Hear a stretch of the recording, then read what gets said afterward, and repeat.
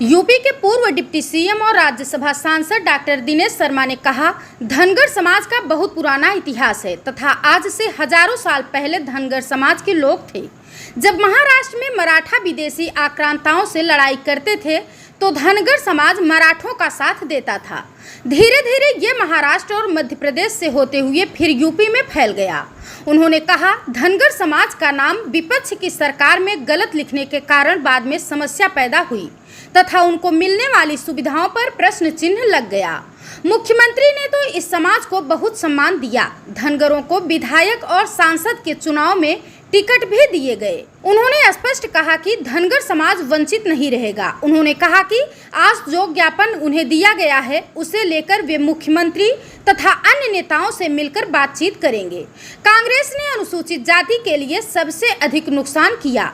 बाबा साहेब अंबेडकर को कांग्रेस ने चुनाव में हराया था। कांग्रेस अनुसूचित वर्ग के व्यक्ति को संसद में नहीं भेजना चाहती थी। कांग्रेस को मोदी इसलिए नहीं हजम हो रही है कि वे पिछड़े वर्ग से आते हैं। बीजेपी ने देश के राष्ट्रपति के पद पर आदिवासी और उपराष्ट्रपति के पद पर पिछड़े वर्ग के धनगर को बिठाया।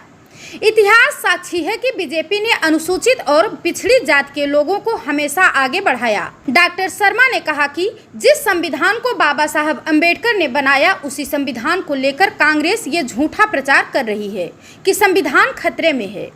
अंबेडकर जी से जुड़े 5 स्थानों की कायापलट मोदी ने किया। इंग्लैंड में जहां पर अंबेडकर पढ़े थे उस मकान को मोदी ने स्वर्ग बना दिया। जहां पर उनका परिनिर्वाण हुआ था या जहां पर वे पैदा हुए थे उसे भी मोदी ने बेहतर बनाया, जबकि इन कांग्रेसियों ने इनकी उपेक्षा की। धनगर समाज वर्ग के लोग अधिकतर गरीब होते हैं। इनकी महिलाएं शौच के लिए शाम होने का इंतजार करती थी कि अंधेरा हो तो वे इसके लिए जाएं। मोदी ने उनकी इस समस्या के निराकरण के लिए हर घर शौचालय की योजना शुरू की। पिछड़े वर्ग के लोगों के खाने की समस्या न रहे इसलिए मुफ्त में राशन, उनकी बेटियां अशिक्षित न रहे इसलिए बेटी पढ़ाओ योजना की शुरुआत की।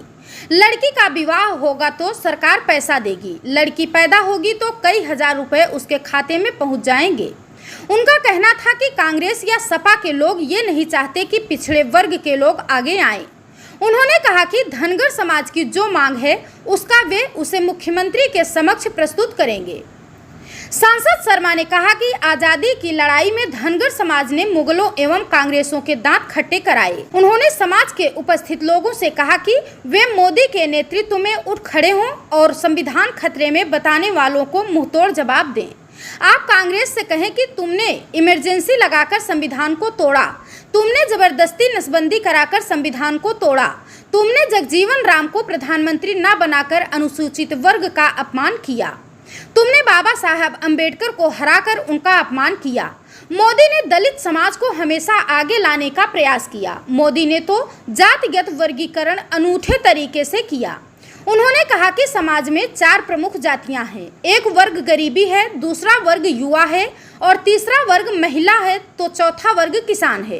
वे इसी आधार पर इन चारों वर्ग के हितकारी कार्य कर रहे हैं।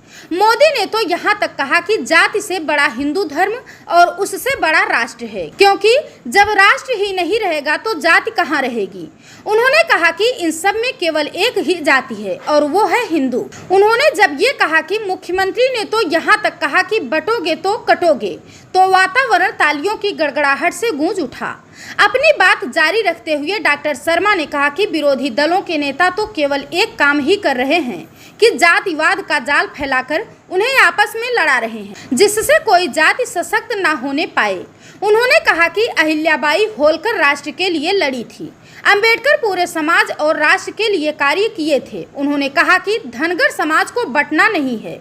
अंग्रेज जिस प्रकार फूट डालो राज करो की नीति अपनाते थे, आज कांग्रेस और सपा भेष बदलकर समाज को लड़ाने का कार्य कर रहे हैं। जिस कांग्रेस ने इमरजेंसी लगाकर संविधान की मूल आत्मा पर ही प्रचार किया, वही कांग्रेस आज संविधान बचाओ का नारा दे रही है। डॉक्टर शर्मा ने ऐसे छद्मवेशी दलों से सावधान रहने का आह्वान किया। सरकारी नौकरियों में प्रमोशन में आरक्षण सपा ने खत्म किया। उन्होंने प्रश्न किया कि बांग्लादेश में हिंदुओं और दलितों पर जो अत्याचार हो रहे हैं उस पर कांग्रेस चुप क्यों है और वो इसका विरोध क्यों नहीं कर रही है। यही हाल इस मामले में सपा का है। इसीलिए उन्होंने धनगर समाज से जागने और सपा कांग्रेस की कुटिल नीति से सावधान रहने का आह्वान किया। उन्होंने अशफाक उल्ला खां और अब्दुल हमीद का बड़े सम्मान से नाम लिया, किंतु ये कहा कि विरोधी दल समाज को बांटकर राज करने का सपना देख रहे हैं। उन्होंने कहा कि जो ज्ञापन उन्होंने दिया है उसे मुख्यमंत्री को देंगे और ऊपर भी पहुंचाएंगे। Bureau report, Prayagraj 24x7 news.